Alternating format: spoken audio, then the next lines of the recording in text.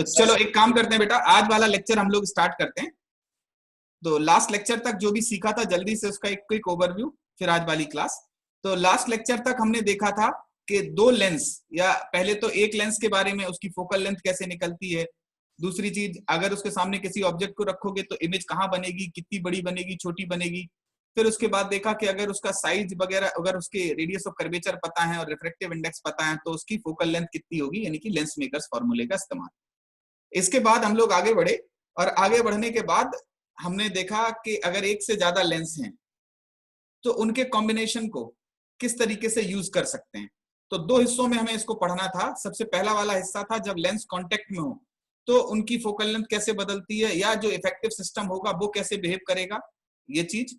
और दूसरा जो था वो पार्ट है इस तरीके का कि इसमें जब लेंस थोड़ा दूर दूर पे रखे हों तो किस तरीके से उनकी फोकल लेंथ है। फोकल लेंथ का फिर कोई मतलब नहीं रह जाता, हालांकि कुछ लोग चिपकाए पड़े हैं, आज तक चल रहा है वो। तो फोकल लेंथ नहीं, उनसे इफेक्टिव इमेज कहाँ बनेगी, कैसी बनेगी, ये सारी चीजें। ठीक है, तो इतना हम लोगों ने देखा था। अब ये वाला पार्ट हम लोगों को स्टार्ट करना है। हालांकि हमने सिल्वरिंग ऑफ लेंस भी देख लिया था कि लेंस को सिल्वर करके मिरर बन जाता है। तो आज पहले तो हम कॉम्बिनेशन ऑफ थिन लेंसेज देखेंगे जो कि कॉन्टेक्ट में नहीं है, और दूसरी चीज लेंस और मिरर का कॉम्बिनेशन, कि लेंस को यहाँ रख दिया, मिरर को यहाँ रख दिया, इमेज कहाँ बनेगी, ये सारी बातें। तो सबसे पहला चीज, सबसे पहले स्टार्ट करते हैं हम लोग combination of thin lens. Heading डाल लो, combination of thin lens when lenses are not in contact. Combination of thin lens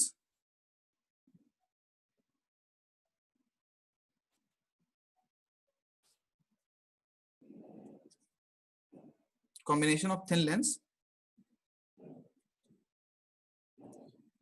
when lenses are not in contact। जब लेंस कांटेक्ट में नहीं हो तो इसका कॉम्बिनेशन कैसे देखा जाएगा। तो सबसे पहली चीज, सबसे पहले कि भैया इसका जो मेन फंडा है वो ये है कि जब भी कभी मल्टीपल रिफ्लेक्शन या रिफ्रैक्शन या कोई भी ऑप्टिकल इवेंट होते हैं तो आपको ये चीज का ख्याल रखना होता है कि प्रीवियस वाले की जो इमेज है वो करंट वाले के लिए ऑब्जेक्ट के तरीके से काम करती है। बात समझ रहे हो?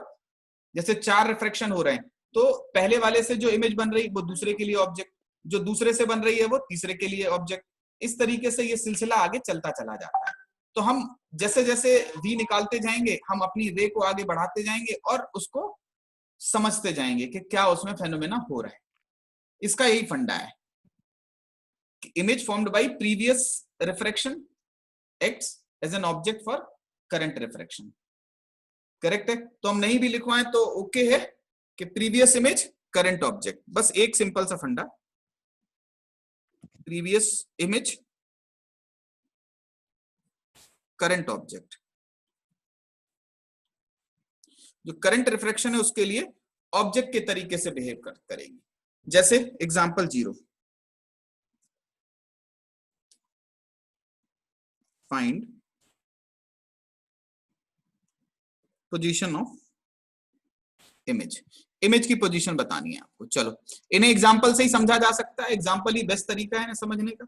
तो सबसे पहला एग्जांपल ये है कि हमारे पास ये ऑप्टिकल एक्सिस बना दिया हमने, एक लेंस ये लिया, दूसरा लेंस ये ले लिया, इसकी फोकल लेंथ है 20 सेंटीमीटर, इसकी भी फोकल लेंथ है 20 सेंटीमीटर, इन दोनों के बीच का सेपरेशन है 90 सेंटीमीटर। यहां से 60 सेंटीमीटर पे एक ऑब्जेक्ट रखा है, यहां से 60 सेंटीमीटर पे एक ऑब्जेक्ट रखा है। पूछ रहे हैं कि इमेज कहां बनेगी, find position of final image. Find position of final image. तो एक सवाल हम करा के दूसरा आपसे पूछ लें।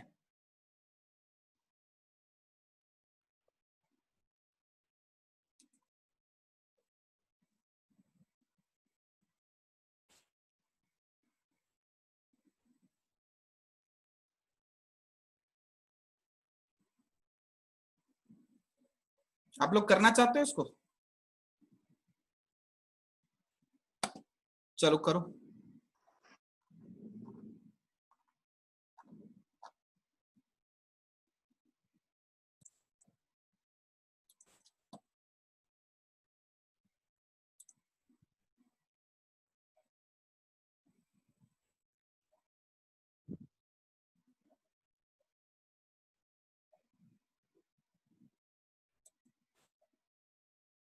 अरे रिकॉर्डिंग बंद हो गई थी, कोई बात नहीं, जल्दी से इसको क्विक समझा दे रहे। हमने पूछा था कि पोजीशन ऑफ इमेज, तो फंडा यही था बिल्कुल सबसे बेसिक, कि पहले वाले लेंस से जो इमेज बनेगी वो दूसरे के लिए ऑब्जेक्ट की तरीके से काम करेगी। तो पहले वाले लेंस पे हमने देखा कि हमारा ऑब्जेक्ट कहाँ रखा था बेटा, -60 पे। जब हमने फॉर्मूला लगाया v equals to U F upon U plus F, तो आया हमारा -30, सॉरी +30। +30 ये तो यहां तक की रे तो हमने ड्रॉ कर ली थी, इसके आगे की रे फिर कैसी जाएंगी, कहां पे मिलेंगी, 30 पे मिलेंगी। अब 30 के बाद फिर आगे गई इस लेंस के लिए, L2 के लिए, ठीक है। दूसरे वाले लेंस पे ये जो इमेज बन रही है, ठीक है, दूसरे वाले लेंस पे जो इमेज बन रही है वो ऑब्जेक्ट के तरीके से काम करेगी। तो ये अगर ऑब्जेक्ट है, ये मिरर, ये लेंस है, तो इस लेंस के लिए ऑब्जेक्ट कहां पे हो गया, -60 पे। जब इसके लिए फिर से लगाया तो फिर से क्योंकि सेम चीज लगेगी, कितना आएगा, 30 सेंटीमीटर। मतलब फाइनल इमेज कहां पे बनेगी, इस लेंस के आगे 30 सेंटीमीटर, करेक्ट है। तो एक ऑब्जेक्ट यहां पे रखा था, इसकी फाइनल इमेज कहां पे बनी, आगे जाके 30 सेंटीमीटर पे। बोलो करेक्ट है,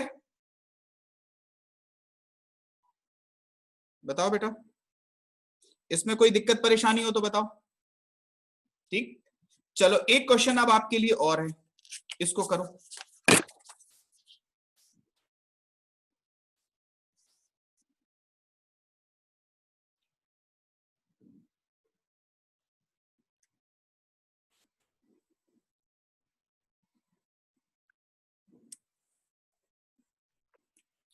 एक ऑब्जेक्ट को रखा था हमने यहां से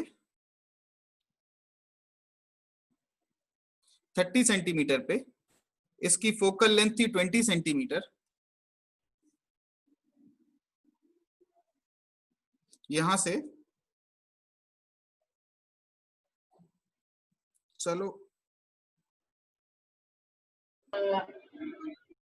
क्या हो गया बेटा, यहां से जो है चलो 90 सेंटीमीटर की डिस्टेंस पे, ठीक है, यहां से 90 सेंटीमीटर की डिस्टेंस पे हमने एक दूसरा लेंस लगा दिया। सेम क्वेश्चन है ताकि आपको थोड़ा सा अनुभव मिल जाए। f इक्वल्स टू 10 सेंटीमीटर का, बोलो फाइनल इमेज कहां पे बनेगी, बताओ फटाफट, position of final image. Sir हम लोग फाइनल इमेज किसको बताएंगे, फाइनल इमेज माने ऑब्जेक्ट की। ऑब्जेक्ट पहले हमारा लेंस 1 से इंटरेक्ट करेगा, फिर लेंस 2 से इंटरेक्ट करेगा, पहले वाले से जहां इमेज बनेगी वो इमेज दूसरे वाले लेंस के लिए ऑब्जेक्ट की तरीके से काम करेगी। Position of final image,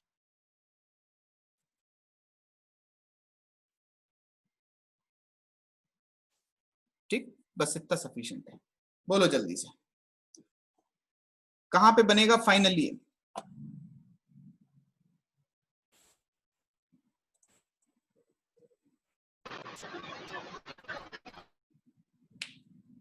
sir 15 centimetre, कहां पे, सर 15 सेंटीमीटर पर, सर सेकेंड लेंस से।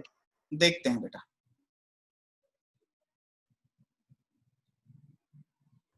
15 सेंटीमीटर। चलो ठीक, वो सवाल हमने कर दिया था, ये हम आपसे करा रहे हैं।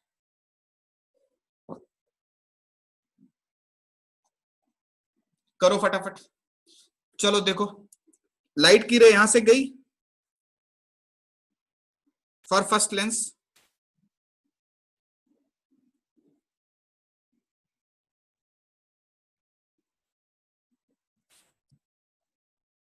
v equals to U F upon U plus F. Answer आया 60 सेंटीमीटर। अब रख के देख लो, 60 आएगा, 60 आएगा तो यहां से ये ऐसे गई, यहां से ये ऐसे गई, हमारे हिसाब से ये 60 जाने के बाद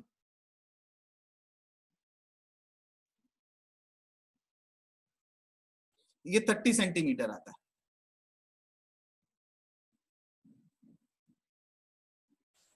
ये 30 सेंटीमीटर आता है। तो फॉर सेकेंड लेंस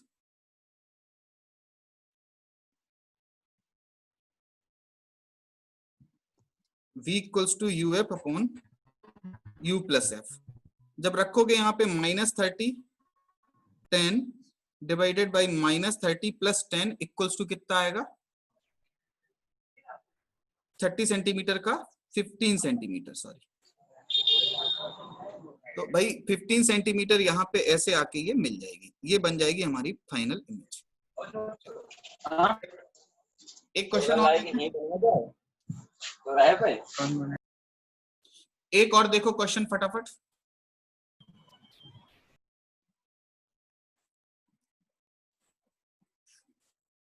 इसका मतलब इस तरीके के सवाल अब तुम्हारे लिए काफी इजी हो गए, ठीक है। अगर ये सब कर ही रहे हो तो कोई दिक्कत की बात नहीं।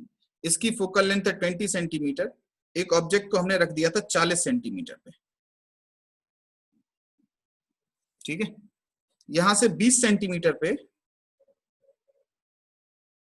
हमने एक दूसरा लेंस रख दिया। चलो इसको क्या ऐसी सेम ले लें, कन्वर्जिंग या डाइवर्जिंग ले लें? चाहे जो ले लो, कोई दिक्कत परेशानी नहीं है। डाइवर्जिंग ले ले रहे हैं, चलो। बहुत कन्वर्जिंग देख ली, एक डाइवर्जिंग देख लो। यहां से 20 सेंटीमीटर पे इसकी फोकल लेंथ है, चलो 10 सेंटीमीटर या 20 सेंटीमीटर ही है, चलो बोलो। लेकिन इसकी फोकल लेंथ माइनस में होगी, इसकी फोकल लेंथ +20, इसकी फोकल लेंथ -20। क्वेश्चन वही है, पोजीशन ऑफ फाइनल इमेज। बताओ जल्दी से। Sir infinity. पता नहीं, Yes, sir, infinity. आ रहा है? हाँ सर इंफिनिटी। हो सकता है। सर इंफिनिटी जाना। गुड, चलो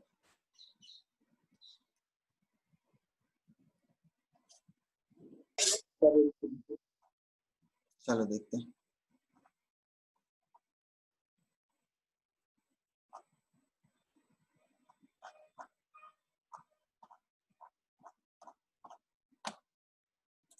चलो देखें इसको।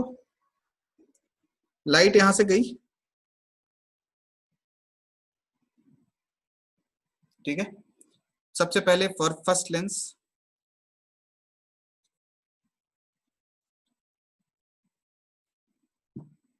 v इक्वल्स टू क्या होगा? U F upon U plus F. कितना आ रहा है? -40 20 डिवाइडेड बाई -40 प्लस 20। तो -20 से माइनस माइनस कटा, 20 से 20 कटा, +40 सेंटीमीटर आंसर है। अब अगर 40 सेंटीमीटर पे बन रहा है तो बेटा 40 सेंटीमीटर तक तो इसकी मजबूरी है, यहीं तक जा पा रहा है। अब यहाँ पे जो आगे जाएगा वो कहाँ पे जाएगा?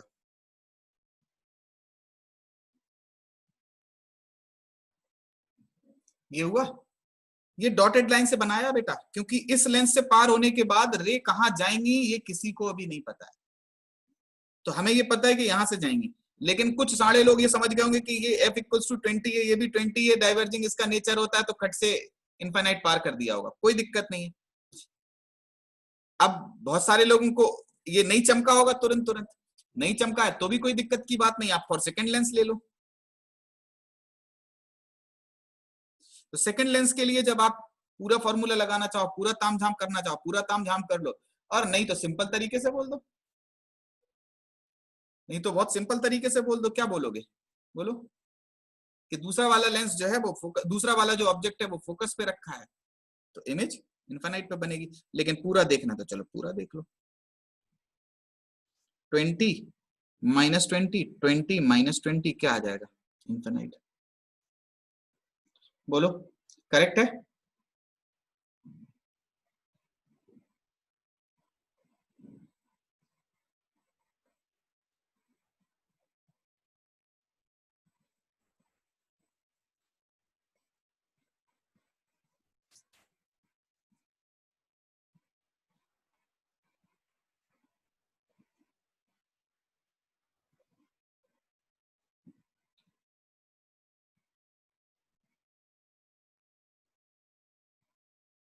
बोलो करेक्ट है?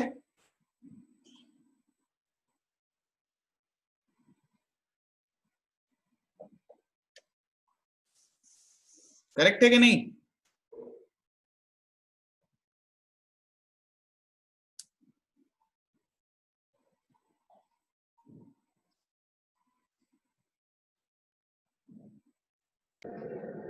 सर एक बात बताइए, यहाँ से ऊपर निगेटिव साइन आएगा, नीचे 0 आ जाएगा, तो माइनस इनफाइनाइट होगा या फिर? देखो बेटा, माइनस इन्फिनिटी, इन्फिनिटी और प्लस इन्फिनिटी तीनों एक ही घर में रहते हैं। नंबर सिस्टम गोल है, इसकी जो रेडियस है वो इन्फिनिटी को अप्रोच करती है। नंबर सिस्टम में यहाँ 0 होता है, यहाँ -1 होता है, यहाँ +1 होता है, ऐसे करके लेते हो ना इन्फिनिट रेडियस का। तो ये कैसा दिखता है? स्ट्रेट लाइन, ये ऐसे गोल है। प्लस इन्फिनिटी माइनस इन्फिनिटी दोनों एक ही जगह है। अब आ गई समझ में? ठीक है। हाँ सर। हाँ, चलो आगे बढ़ते हैं। अब देखो नेक्स्ट, अगर हम इसी में मिरर भी इंक्लूड करा दें तो कोई दिक्कत परेशानी? बोलो, ये लेंस वाली बात तो सबको समझ में आ गई होगी, कहीं कोई परेशानी दिक्कत नहीं होगी? अरे बताओ बेटा। यस सर, कोई दिक्कत। क्या करा दें? इंक्लूड करा दें? Yes sir. चलो देखो, तो अगर एग्जांपल नेक्स्ट जो है, इसमें हमने मिरर को भी इन्वॉल्व करा दिया। मिरर को इन्वॉल्व कराने का मतलब है हमने ये लिया लेंस,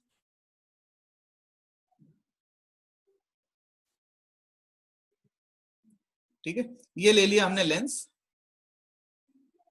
और इसकी जो फोकल लेंथ थी वो है 20 सेंटीमीटर।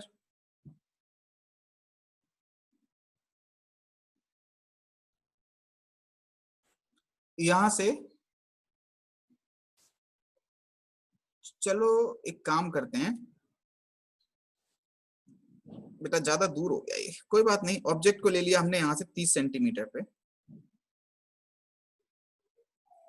ऑब्जेक्ट को लिया हमने 30 सेंटीमीटर पे, और एक यहां पे मिरर लगा दिया। ये डिस्टेंस है 40 सेंटीमीटर, और इसकी जो रेडियस ऑफ कर्वेचर है वो भी है 20 सेंटीमीटर।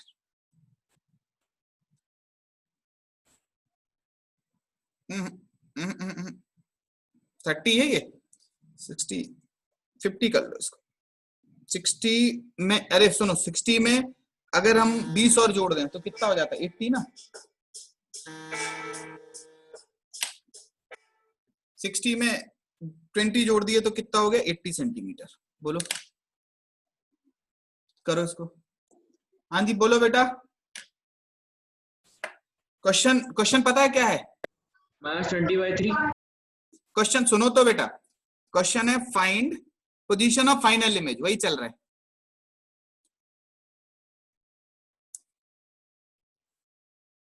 अब फाइनल इमेज में होगा क्या बेटा? फाइनल इमेज को आपको रे डायग्राम की मदद से समझना है। सबसे पहले तो ये देखना है कि जो रे यहां से गई उनका क्या होगा। सबसे पहले देखें for lens, v equals to -30/4। u plus F लिखोगे तो कितना आएगा बेटा? 60 सेंटीमीटर। आप करके देख लो, चाहे रख दें वैल्यू, कई लोग टेंशन में ना आ जाए। -30 20 डिवाइडेड बाई -30 प्लस 20 कितना आएगा यहाँ से? 60 सेंटीमीटर। बोलो इत्तेफाक रखते हो उससे? 60 सेंटीमीटर का मतलब है यहां से ऐसे करके रे गई और यहां से ऐसे करके रे गई।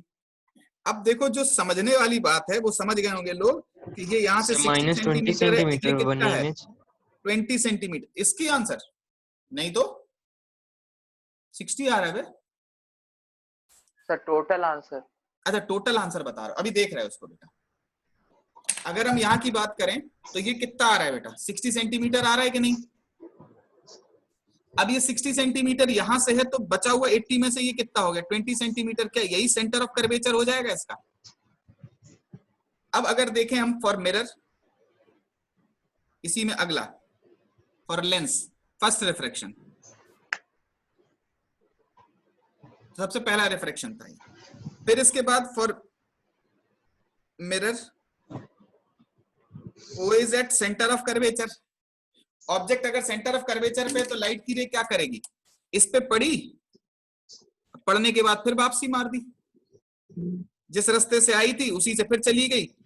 तो या तो तुम इसके लिए देख सकते हो फॉर लेंस, फिर से लेंस के लिए फिर से देखोगे तो चाहे तो direct law of optical reversibility से बोल दो कि लाइट की रे ने एक बार अपना रास्ता बदला तो फिर घूम घाम के फिर ओ पे ही अपनी इमेज बनाएगी, और तुम फिर चाहे लेंस के लिए देख लो, ठीक है। तो इमेज कहां पे बनेगी,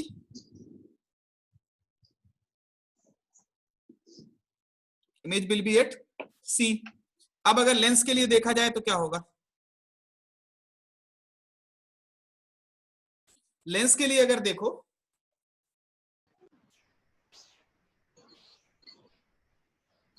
देखो बेटा, लेंस में u की वैल्यू क्या हो जाएगी, -60 सेंटीमीटर। तो v की जगह क्या रखोगे आप, uf upon u plus F. इसमें तो u माइनस एफ रखते थे, इसमें u प्लस एफ रखते थे। तो यहां से क्या, चाहे तो कैलकुलेट करके देखो, -60 20 डिवाइडेड बाई -60 प्लस 20 कितना आया, यहाँ से 40 आया, यहाँ से कितना आया 30 सेंटीमीटर। तो 30 सेंटीमीटर का मतलब है ये रे जो यहां से गई वो कहां पे इमेज बना देंगी, फाइनल इमेज इसी जगह पे बना देंगी। तो जहां पे हमारा ऑब्जेक्ट है उसी जगह पे हमारी इमेज बन जाएगी। बोलो क्लियर है सबको, ये बात दिमाग में जमी। सर ये लेंस वाला एक बार दोबारा बता दीजिए। लेंस वाला हम दोबारा यार, यहां से रे आई तो यहीं पे बन गई I1। I1 जब यहीं बन गई तो ये रे ऐसे करके आ रही थी।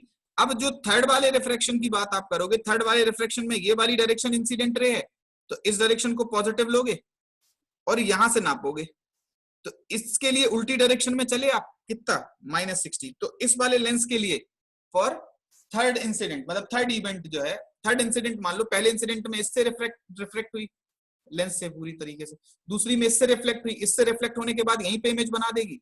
अब जो इमेज यहाँ है वो आगे भी तो रह जाएंगी, इमेज पे रुक थोड़ी जाती है, कटती हैं, कटने के बाद फिर अपने रास्ते आगे चली जाती हैं, फिर इसी रास्ते पे आएंगी। तो अब इस वाले लेंस के लिए क्या यही ऑब्जेक्ट का काम करेगा। अब रे इधर से आ रही है तो ये वाली दिशा पॉजिटिव है, ये वाली डायरेक्शन पॉजिटिव है, तो इसके लेंस से पीछे की तरफ जाओगे कितना, -60। बोलो, जब -60 रखोगे एफ की वैल्यू, अबे जो पूछा करे वो यस सर तो बोल दिया करोगे, हाँ हो गया। Yes sir. हमें पता कैसे चलेगा कि हाँ अब तक अब हमें रुकना है, ठीक है। चलो बढ़े आगे।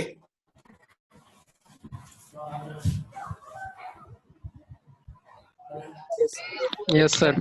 चलो देखो आगे, नेक्स्ट देखो, चलो अगला है बेटा इसी में, नेक्स्ट देखो, चलो अगली बारी है, लेंस हो गया। एक क्वेश्चन और ऐसे ही दे दे एक क्वेश्चन और कर लोगे, चलो करो, कर लेंगे सर। नोट कर ले सर। अरे तुम्हारा अपना अपना पुराना तरीका अपनाओ यार, एक स्क्रीनशॉट यहां से लो, ले लिया, बस सर हो गया। अब एक यहां से ले लो, हो हो गया गया सर। चलो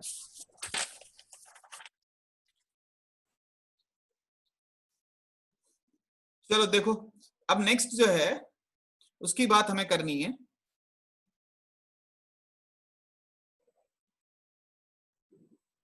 देखो ये ऑप्टिकल एक्सेस है, यहां पे हमने क्या किया, एक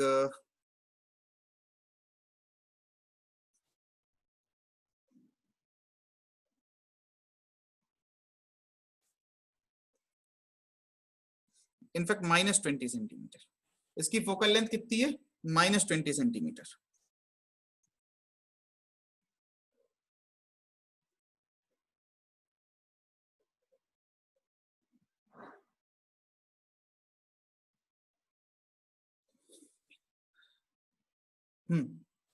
एफ की वैल्यू -20 सेंटीमीटर। यहां से अगर हम देखें, एक ऑब्जेक्ट को हमने यहां पे रखा,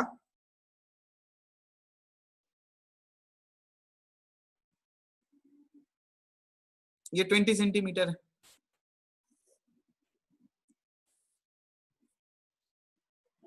यहां से 20 सेंटीमीटर पे एक हमने मिरर ले लिया, इस मिरर की फोकल लेंथ भी है 20 सेंटीमीटर, माइनस के साथ होगी। अरे डायरेक्ट लिख दिया माइनस, नहीं तो इसकी लेंस की तो आपको दिख जाती है, मिरर की भी दिख जाती है। तो आपको बताना है अब इसकी फाइनल इमेज कहां बनेगी, find position of final image. ठीक, बताओ फटाफट।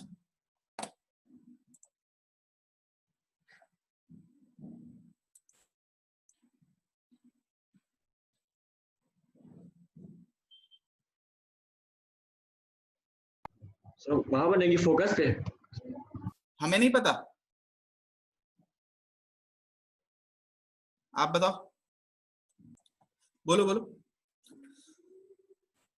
करो फटाफट।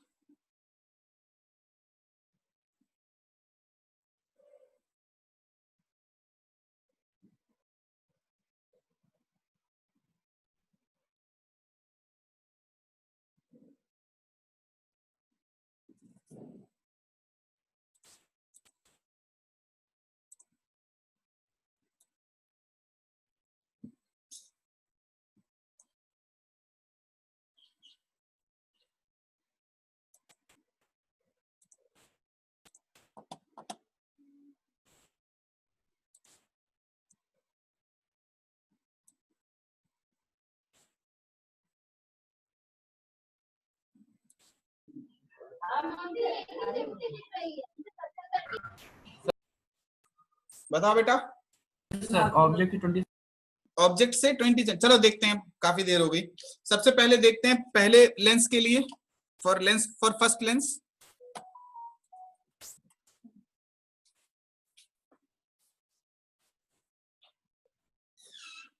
For first lens v equals to क्या हो जाएगा, uf upon u plus F. u की वैल्यू -20, f की वैल्यू -20 डिवाइडेड बाई -20 -20 कितना आ रहा है बेटा, -10 सेंटीमीटर। इसका मतलब समझते हो क्या है, इसका मतलब है रे ऐसे जाएंगी,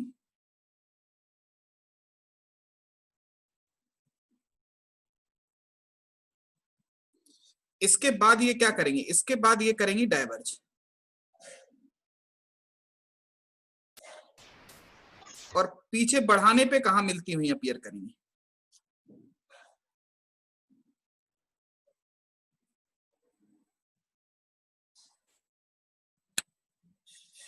दस सेंटीमीटर।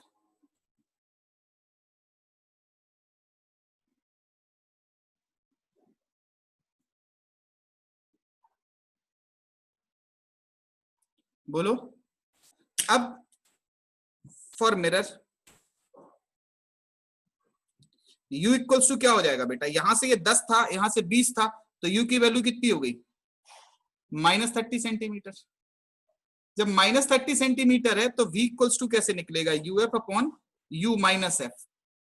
लेंस के लिए होता है u प्लस एफ, मिरर के लिए होता है u माइनस एफ। ठीक है, अब देखो ये कितना आया v का वैल्यू, v का वैल्यू u कितना है बेटा, बोलो u कितना है इसके लिए, -30, f कितना है -20 डिवाइडेड बाई -30 प्लस 20 कितना है यहां से, -60 सेंटीमीटर। हमारे हिसाब से आया -60 सेंटीमीटर। इसका मतलब क्या है बेटा, इसका मतलब है कि 20 20 40 और पीछे, यहां से तो ये रे ऐसे जाएगी, यहां से ये रे ऐसे जाएगी, थोड़ा इसको इस पे देख लेंगे, साइड में जगह खाली हो कहीं, ये है बस। देखो इसका मतलब क्या है, इसका मतलब है ये रे आगे जाती जाएगी, ठीक है, और ये पीछे कहां बढ़ती हुई अपीयर करेंगी,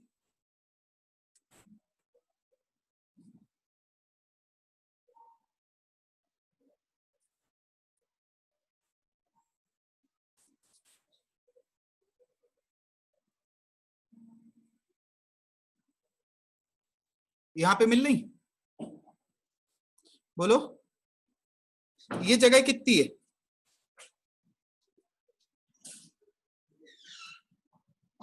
ये यहां से 60 थी, तो यहां से कितनी हो जाएगी बेटा?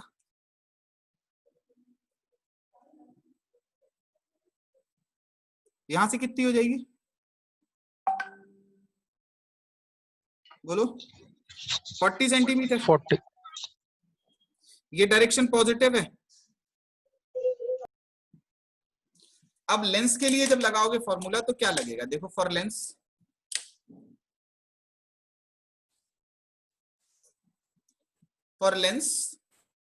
v equals to uf upon u plus F. u की वैल्यू कितनी है? प्लस 40।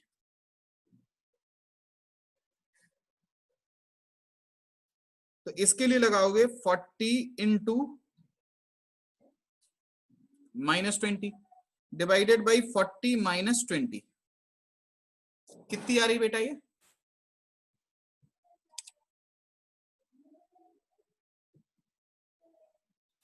बोलो, इससे ये उड़ गया -40 सेंटीमीटर। करेक्ट है? -40 सेंटीमीटर का मतलब क्या है? -40 सेंटीमीटर का मतलब ये है कि ये रे यहां तक तो ऐसी रहेंगी,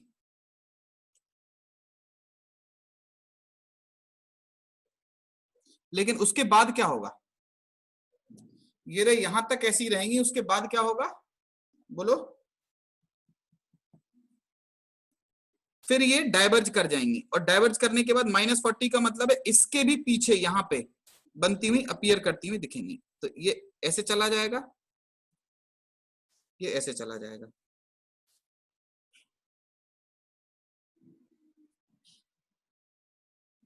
करेक्ट है? सर एक बार शुरुआत से समझा दीजिए सर। शुरुआत से समझा रहे हैं, बहुत गिचपिच हो गई। ये है ऑब्जेक्ट।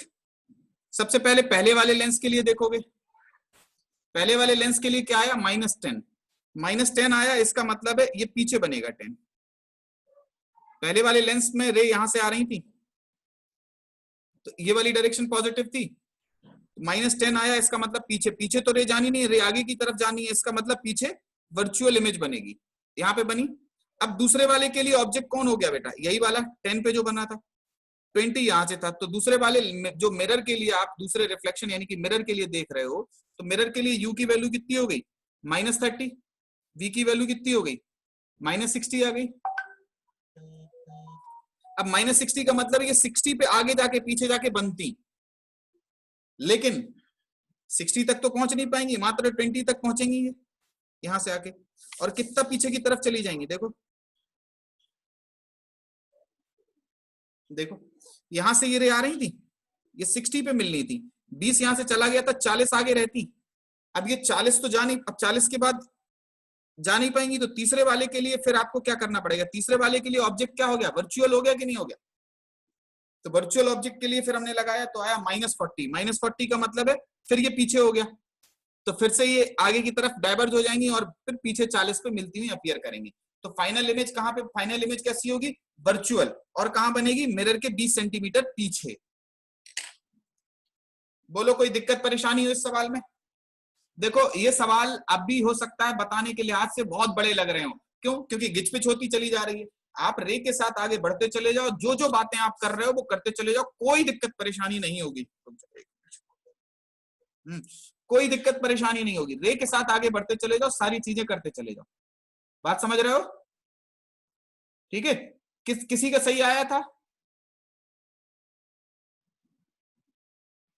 नहीं आया था? तो एक हम बात कह रहे हैं आपसे बेटा, किसी का सही नहीं आया था, कोई दिक्कत नहीं। किसी का आया था? हाँ, एक का, प्रियांशु का आया था। Very good. बाकी भी बच्चे देखो, हम एक काम कर रहे हैं, हम आपको दे रहे हैं अभी 30-40 सेकंड, हम आपको 2 मिनट का टाइम दे रहे हैं। हम यहीं बैठे हैं, 2 मिनट का आपको टाइम दे रहे हैं। आप पूरे के पूरे सवाल को खुद से लिख के करके देखो, पूरा रे डायग्राम खुद से बना के देखो। देखो बेटा, जरूरी है रे डायग्राम बनाना, ठीक है? बनाओ फटाफट। हाँ जी बेटा। सर -40 आया है, तो सर उस -40 तो सर वो मिरर के पीछे चला जाएगा ना? हाँ, मिरर के पीछे रे थोड़ी जाएगी। रे तो रे, देखो बच्चों, यही हम समझाने की कोशिश कर रहे हैं कि अगर मान लो इसमें भी माइनस आया था कि नहीं आया था? पहले वाले रिफ्रैक्शन में ओ से जो रे जा रही थी, क्या उसमें माइनस आया था कि नहीं आया था? -10 आया था, ये देखो आया था क्या? -10 का मतलब आप रे को यहां से जाके फिर वापस पीछे लौटा दोगे क्या? नहीं, रे तो आगे ही जाएंगी, बट यहां पे मिलती हुई अपीयर करेंगी।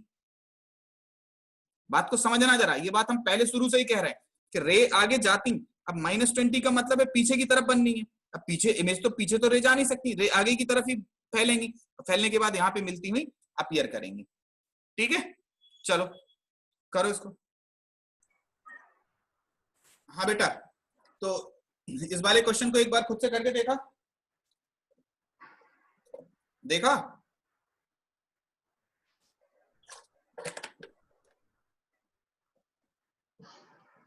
कोई बात नहीं है, मैसेज नहीं करना था।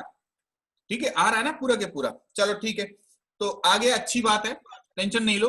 अब हम इसी जैसा, हमें लग रहा है कि आपको जो मेन कंफ्यूजन हो रहा है और वो वर्चुअल वगैरह समझ में नहीं आ रहा है ना। एक काम करते हैं, अब एक सिंपल सा एग्जांपल लेके वर्चुअल को आपको रे डायग्राम ड्रॉ करना है। ठीक है, वर्चुअल को ड्रॉ करना है जिसमें वर्चुअल ऑब्जेक्ट हो। ठीक है, चलो फटाफट, चलो एक क्वेश्चन देखो। अच्छा, अब हम वर्चुअल वाले ही रे डायग्राम बनवा रहे हैं 2 3 4, क्योंकि जो हमें फील आ रही है अंदर से वो वर्चुअल ऑब्जेक्ट इमेज में थोड़ी कंफ्यूजन है आपको। चलो, तो हम कोशिश करेंगे कि मिरर अभी नहीं रख रहे हैं, हम लेंस की बात कर रहे हैं केवल। ठीक है, तो एग्जांपल नेक्स्ट जो है वो इस तरीके से रख रहा है बेटा कि इसमें हमने जो सबसे पहली चीज रखी वो, चलो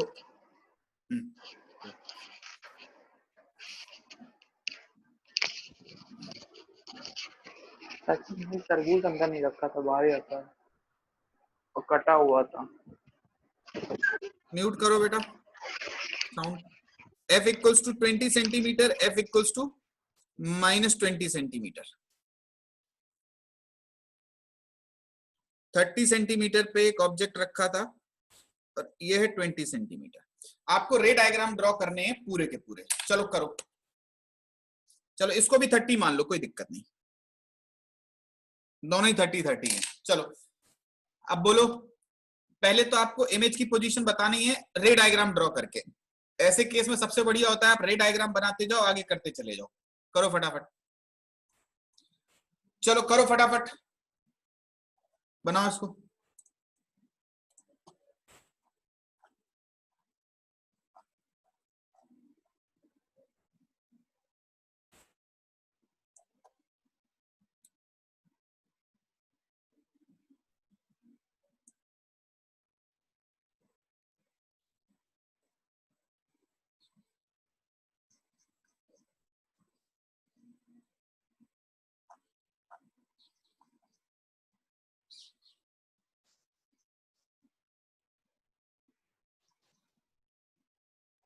सर ऑब्जेक्ट के ऊपर ही बनेगी सर। ये सर मेरा भी आ रहा है ऑब्जेक्ट। चलो देखते हैं,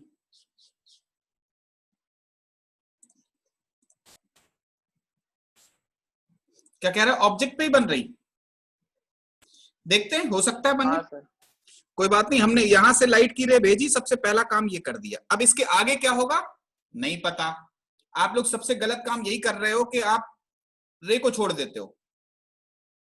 ठीक है, ऐसा कोई जरूरी नहीं ओवरलैप। अभी देखो हो क्या रहा है असल में, यहां से यहां तक गई, आप रे डायग्राम को पकड़ के चलोगे तो कभी घाटा में नहीं रहोगे।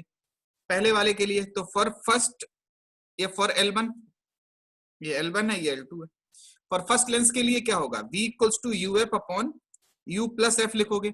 U की जगह क्या लिखोगे आप, -30। F की जगह क्या लिखोगे, 20। -30 प्लस 20 कितना आ रहा है बेटा, -10 आया। कितना आया बेटा यहाँ से, हमारे हिसाब से 60 सेंटीमीटर, करेक्ट है।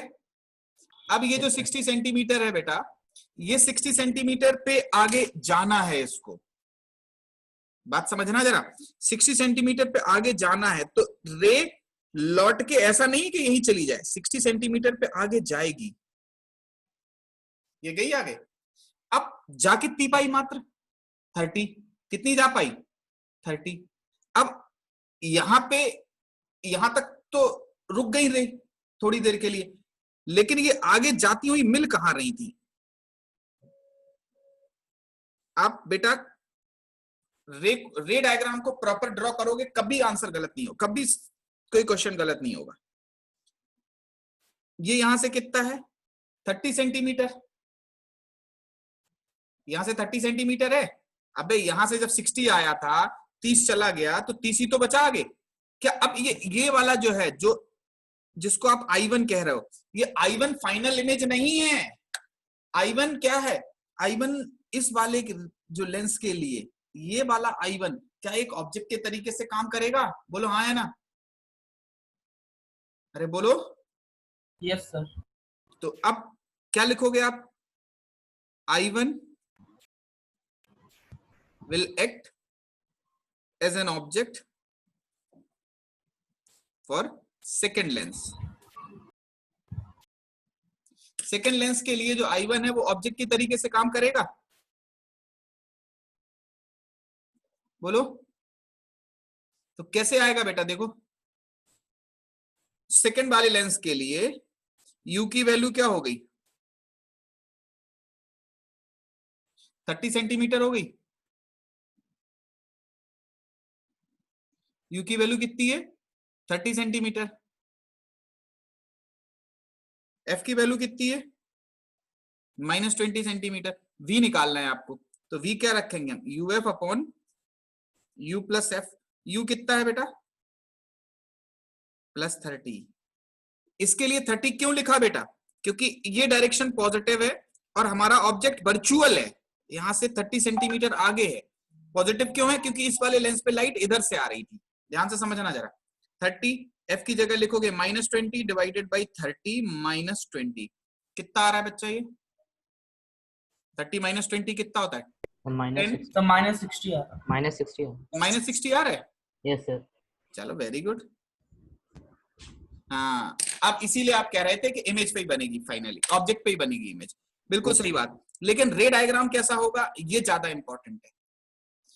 ऑब्जेक्ट रियल है, इमेज वर्चुअल है। कोई हमसे ये पूछता है वर्चुअल और रियल कैसे पकड़ोगे? अबे अगर ऑब्जेक्ट यहां पे है तो लेंस के हिसाब से अगर रे को इधर जाना है और हमारा इस डायरेक्शन में बनेगा ऑब्जेक्ट तो वो रियल होगा, इमेज तो रियल होगा। इस डायरेक्शन में इमेज बनेगी तो वो वर्चुअल होगी, क्योंकि रे तो आगे जाना है, यहां तो मिल नहीं सकती, मतलब यहां मिलाई गई होंगी तो वर्चुअल है। ये -60 आ रहा है, इसका मतलब ये पेन से बना देना चाहिए।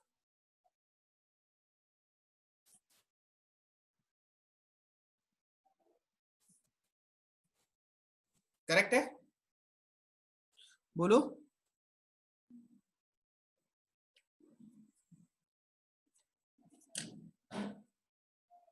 हाँ या ना?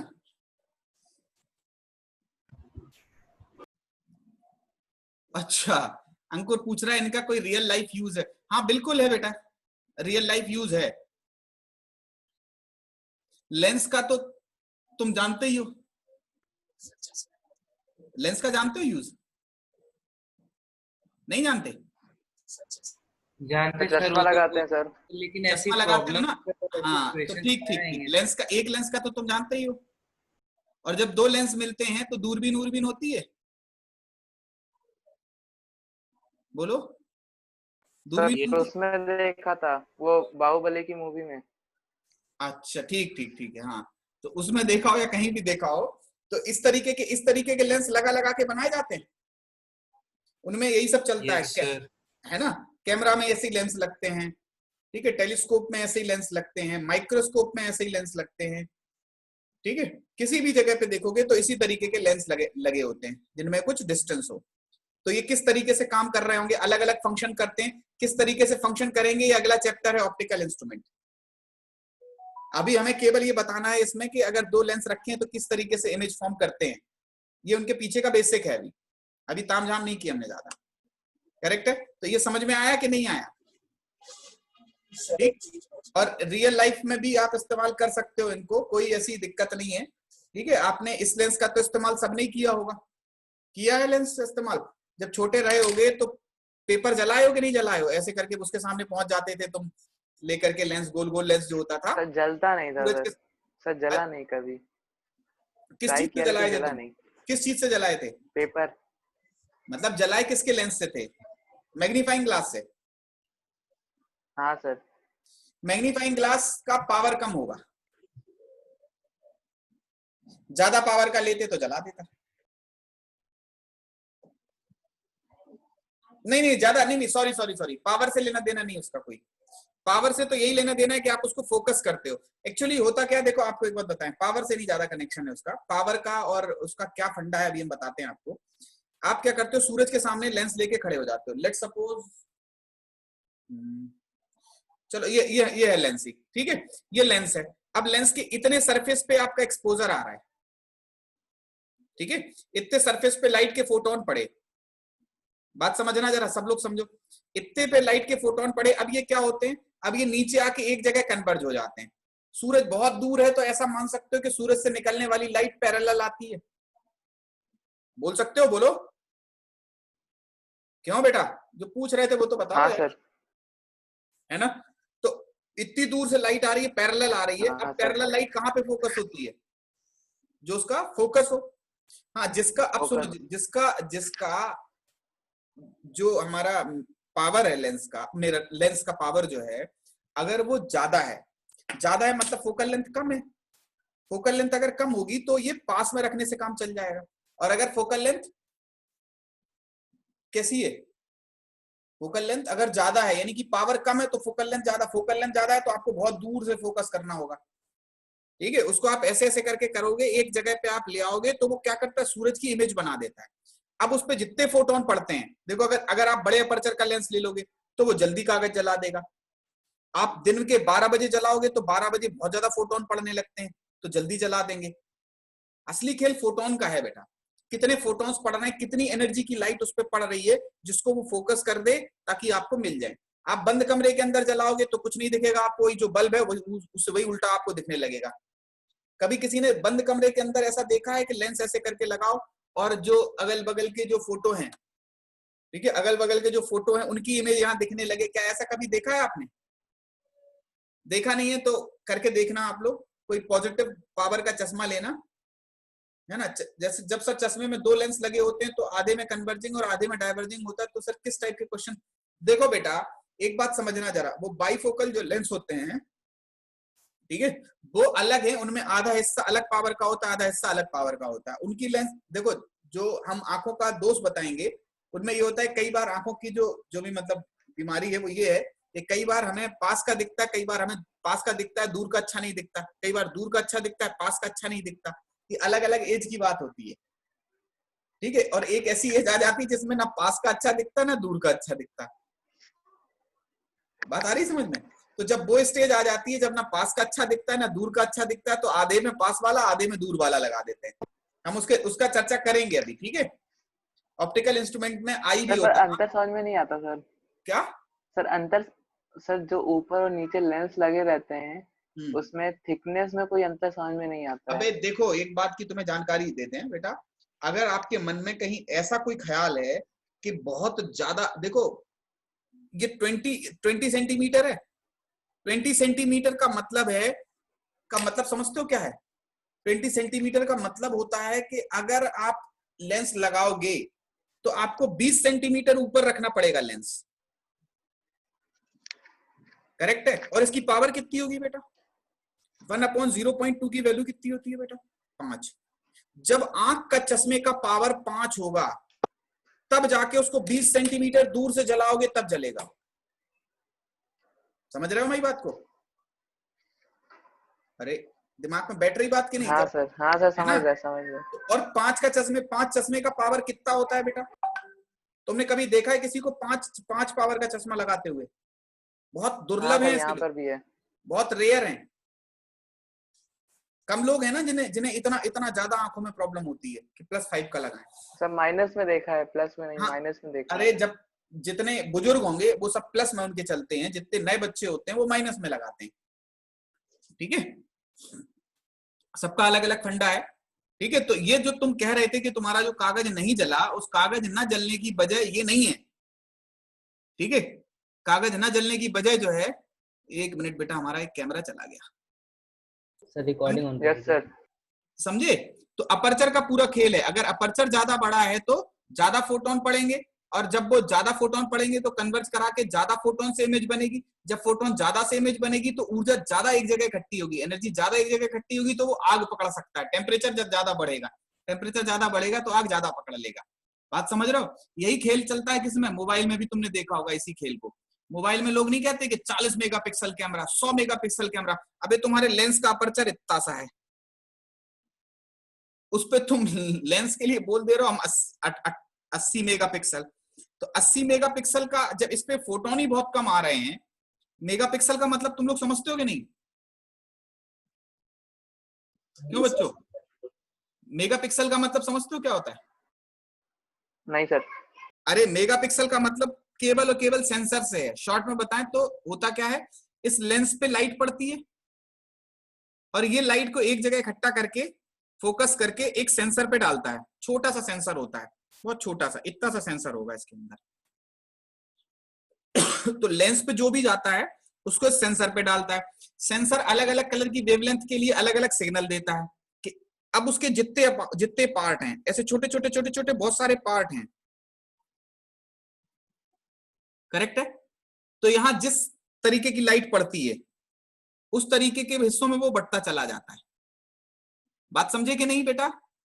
कि ये इधर इधर पीली पड़ गई, इधर पीली पड़ गई, इधर पीली पड़ गई, इधर पीली पड़ गई। तो अगर पीली ज्यादा जगह पड़ेगी तो वो उसी हिसाब से पीला पीला बनाता चला जाएगा। ये चीज जो आपकी इमेज जाती है, कैमरे से जो इमेज जाती है बेटा, वो कैमरे से इमेज नहीं जाती, कैमरे से एक डेटा जाता है। कैमरे से एक डेटा जाता है जो कि प्रोसेस होता है।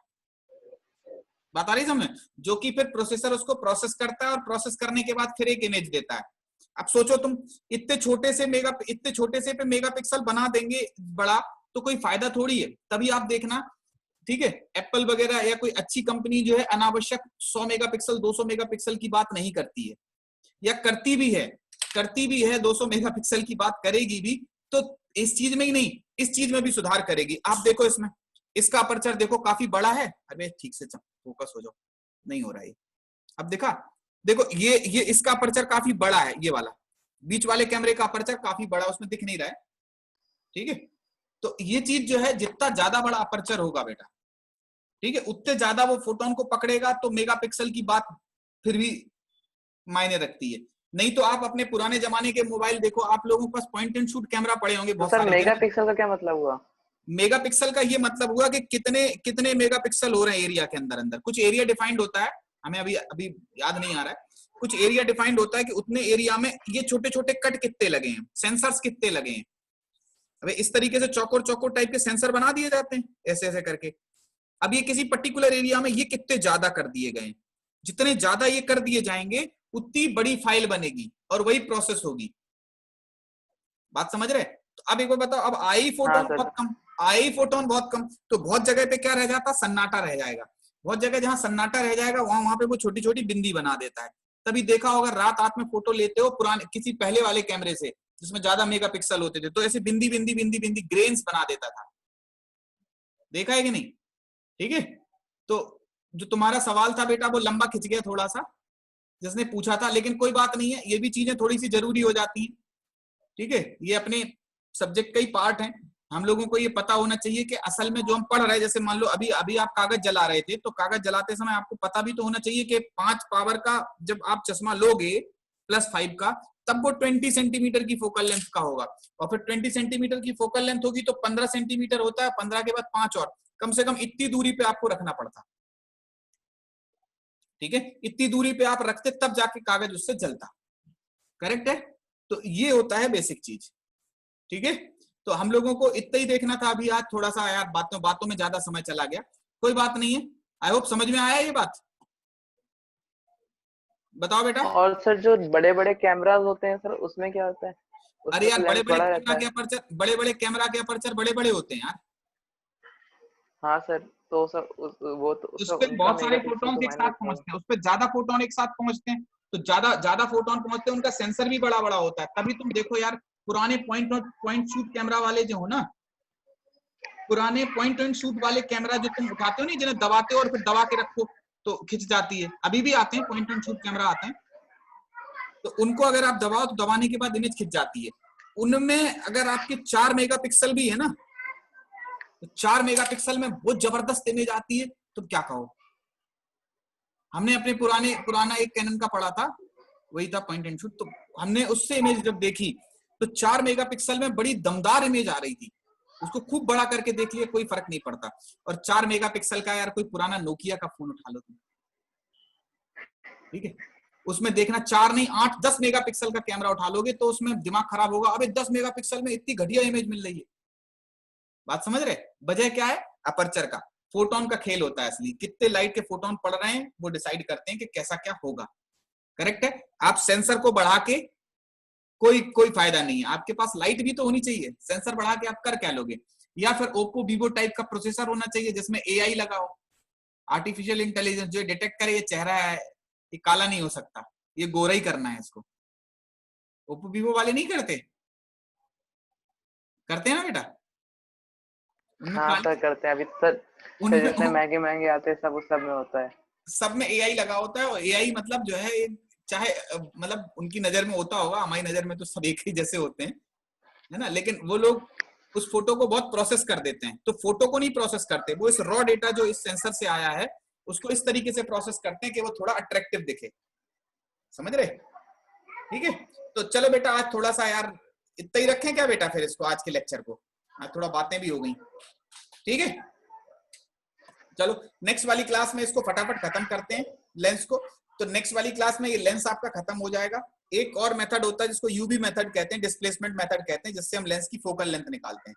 तो एक वो वाला मेथड देखेंगे और फिर अगले वाले टॉपिक प्रिज्म पे चल देंगे। तो कल संभवतः हम लोग प्रिज्म स्टार्ट कर देंगे और उसके एक लेक्चर बाद प्रिज्म खत्म, ठीक है। चलो फिर इतना ही रखते हैं बेटा, क्या कहते हो? इतना ही रखें? चलो ठीक है बेटा, चलो थैंक यू सर।